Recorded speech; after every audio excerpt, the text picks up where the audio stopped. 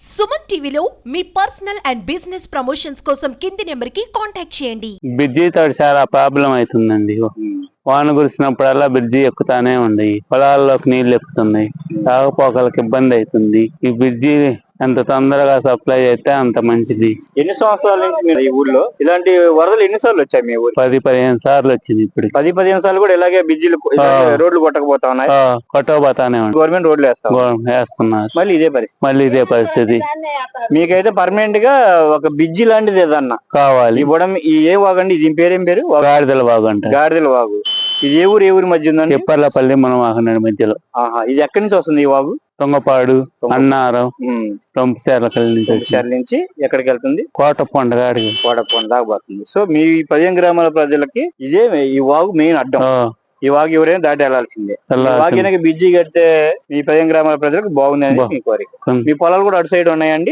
వాగవతలనే ఉన్నాయి. మరి ఈ 4-5 రోజుల నుంచి ఎలా చేశారండి? ఎన్ని రోజులు పట్టిందండి మీరు అటు రాకపోకలు తాగింది? 2 రోజులు పట్టిందండి. 2 రోజులు పట్టింది. 2 రోజులు మీరే మట్టి వేసుకుని కొంతమంది గ్రామస్థ అవునండి, మా ఊరు మీరే మట్టి వేసారు.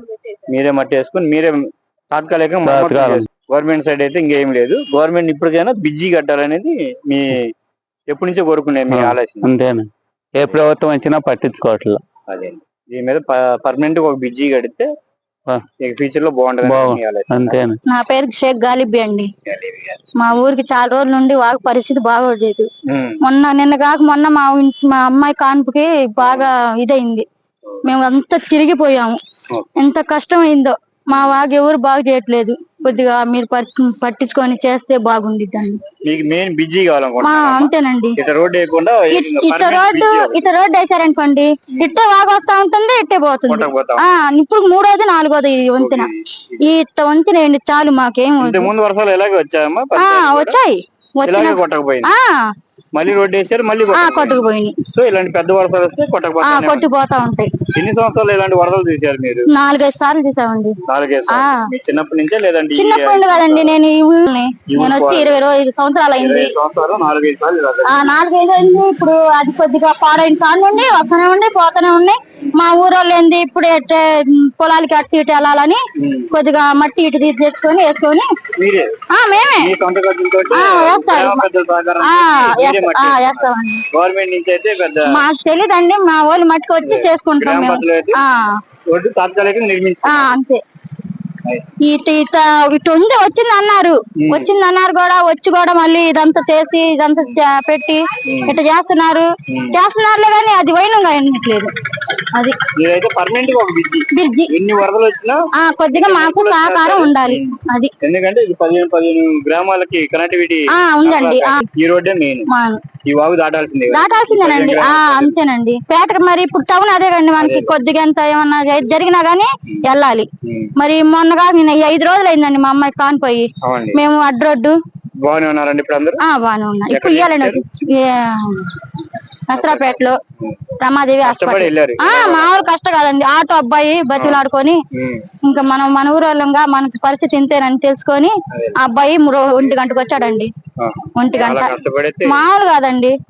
ఇప్పుడు రొంపిచల్ల వెళ్ళాలా, రొంపిచల్ల నుండి అడ్డోడ్డు వెళ్ళాలి, అడ్డోడ్డు నుండి కాకాని పెట్రపాలెం మొత్తం 2 గంటల ప్రయాణం పట్టిందండి. ఈ లోపల పిల్లకి ఏమన్నా అయితే పరిస్థితి ఏంది చెప్పండి?